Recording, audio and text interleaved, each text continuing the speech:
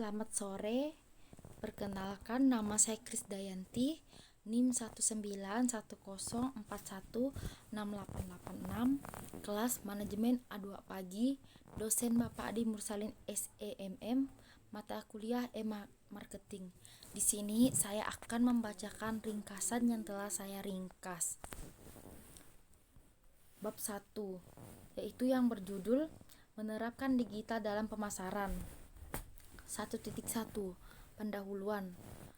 Bud Kendall mendefinisikan digital sebagai lapisan semua media yang dapat digunakan oleh pengguna untuk memilih sendiri pengalaman mereka dan mampu mendorong kemampuan para pemasar untuk menjabatani media, memperoleh umpan balik, menyampaikan pesan-pesan mereka kepada konsumen, dan membina hubungan dengan para konsumen. Dengan kata lain, digital merupakan cara baru dalam menyampaikan konten atau isi kepada pemakai dan juga dapat digunakan untuk membina hubungan dengan pelanggan atau bagi pemasar. 1.2 Memahami pemasaran. Dr. Philip Kotler mendefinisikan pemasaran sebagai berikut. Pemasaran adalah fungsi organisasi yang terus-menerus berhubungan dengan konsumen organisasi, membaca kebutuhan mereka, mengembangkan produk yang memenuhi kebutuhan mereka, dan membangun program komunikasi untuk mengekspresikan tujuan organisasi. Ekonomi perhatian. Pemasar digital sangat kuat dalam dua cara. Pertama, audiens dapat disegmentasi dengan sangat tepat, bahkan sampai ke faktor-faktor. 1.3.1 Crowdsourcing. Crowdsourcing adalah contoh kuat cara kerja alat digital yang memungkinkan orang mempunyai cara berpikir tertentu. Dalam istilah sederhana, crowdsourcing adalah model pemecahan masalah yang mengandalkan komunitas aktif untuk menemukan solusi terhadap masalah tersebut. Crowdsourcing sangat bergantung pada alat dan bentuk komunikasi yang dimungkinkan oleh internet. Untuk memperoleh dan memanfaatkan sumber daya ini dapat dilakukan dengan satu dari tiga cara berikut ini. A. Crowdsourcing. Crowdsourcing adalah sebuah istilah yang sering digunakan untuk menggambarkan suatu proses dalam mendapatkan pekerjaan ataupun pendanaan dari sekelompok orang dalam jumlah banyak melalui fasilitas online. Manfaat dari crowdsourcing sendiri adalah untuk marketing bisnis yang sangat handal, di mana hal ini memungkinkan perusahaan-perusahaan untuk meningkatkan kreativitasnya sekaligus sumber daya dari para audiensnya untuk memasarkan produk atau jasa yang diproduksi secara gratis. Perbedaan crowdsourcing dengan peer-to-peer lending. Jika crowdsourcing lebih bersifat sukarela, peer-to-peer lending atau yang sekarang dikenal dengan istilah vintage lending mengusung konsep yang sama. Tetapi skemanya berbeda karena peer-to-peer lending bersifat pinjaman. B. Crowdfunding. Crowdfunding atau urun dana atau penggalangan dana adalah proses mengumpulkan sejumlah dana untuk sebuah proyek atau usaha oleh sejumlah besar orang yang biasanya dilakukan secara online. Dalam dunia bisnis, ide-ide inovatif saja tidaklah cukup jika tidak dibarengi dengan modal usaha. Modal itu ibaratkan sebuah akar pohon. Apabila akar pohon tidak kuat, maka pohon itu tidak dapat berdiri kokoh untuk menopang batangnya, daun dan rantingnya. Begitu juga dengan bisnis. Tanpa modal yang cukup, maka bisnis pun rasanya akan sangat sulit berkembang. Pilar utama dari sebuah crowdfunding adalah website dan pemilik modal. Usaha yang mau dijalankan nantinya didaftarkan ke dalam sebuah website terlebih dahulu. Agar dana yang didapatkan dari crowdfunding lebih optimal, lakukan 3 hal berikut ini. Yang pertama, membuat proposal usaha dengan menarik. Yang kedua, mendaftar ke situs crowdfunding. Yang ketiga, menggugah dan memantau perkembangan proposal usaha. Microtasking adalah aplikasi yang dapat digunakan untuk menghasilkan keuntungan, dimulai dari melakukan promosi atau posting ke media sosial. Sebelum kamu mendapatkan uang di internet, sebaiknya kamu mempersiapkan hal-hal berikut ini. Yang pertama, menyediakan smartphone atau laptop. Yang kedua, memiliki koneksi internet yang cepat. Yang ketiga, mempelajari cara mendapatkan uang di internet. Yang keempat, menyiapkan berbagai akun seperti email dan media sosial. Membuat akun PayPal dan sejenisnya. Bagi kamu yang ingin mendapatkan uang di internet, berikut ini adalah cara-caranya. Unduh aplikasi microtasking, menulis blog atau artikel SEO friendly, mengisi survei online, menjadi reseller domain atau website, menjadi freelancer di berbagai bidang.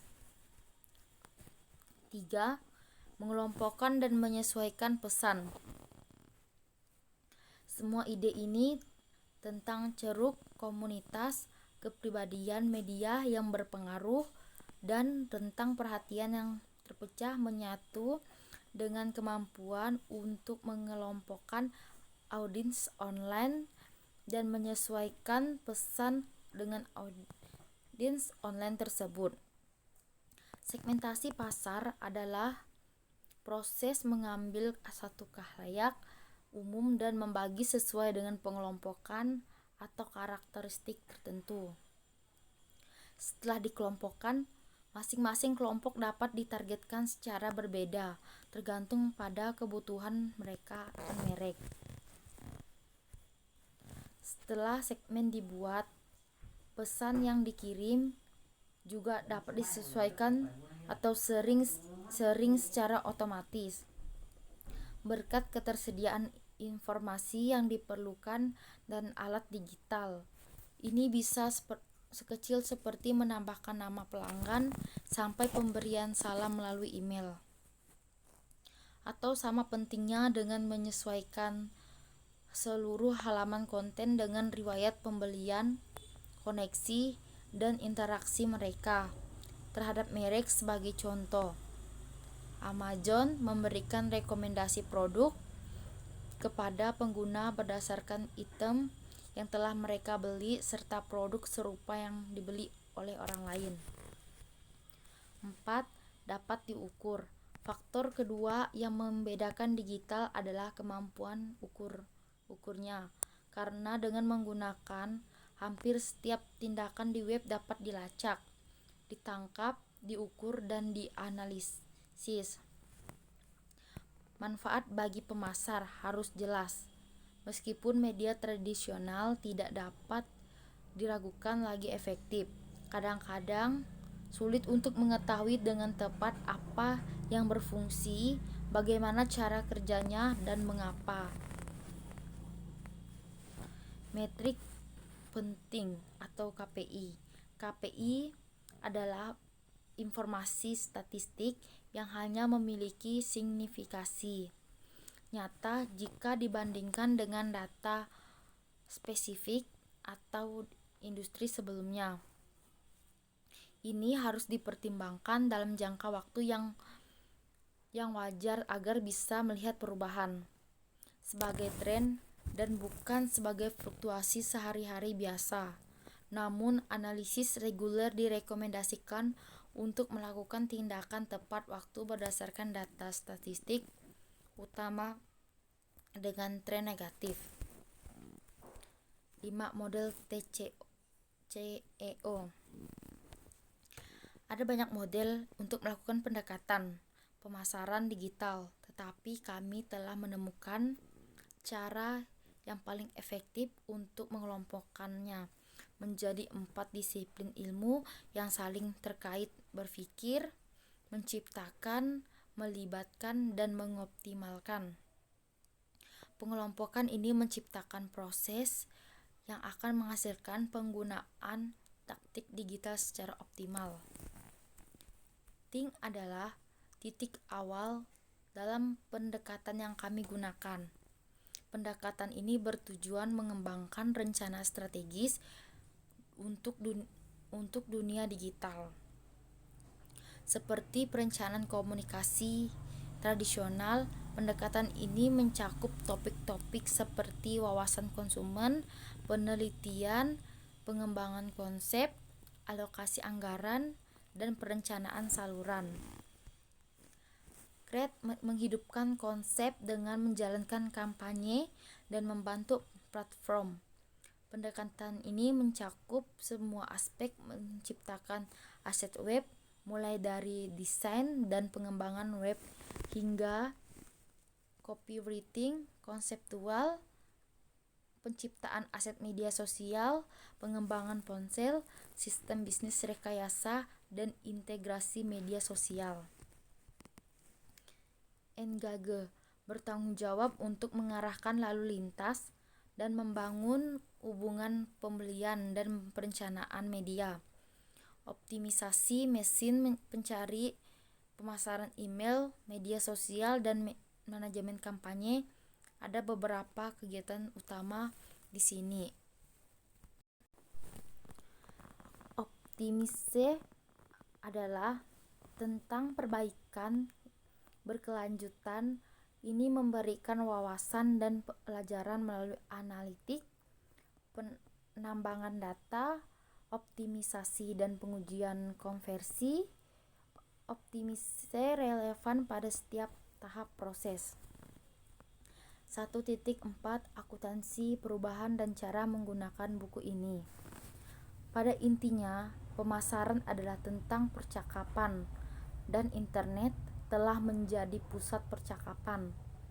Sifat terhubung dari internet memungkinkan kita untuk mengikuti dan melacak percakapan ini dan menyediakan titik masuk untuk semua pihak.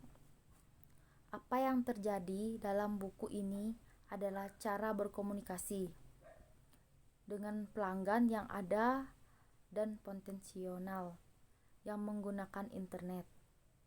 Buku teks ini dapat dibaca dari belakang ke depan atau digunakan sebagai panduan referensi. Istilah kunci, konsep, dan mata pelajaran yang saling terkait disorot dalam setiap bab. Sekian pembacaan ringkasan e-marketing dari saya. Sekian dari saya.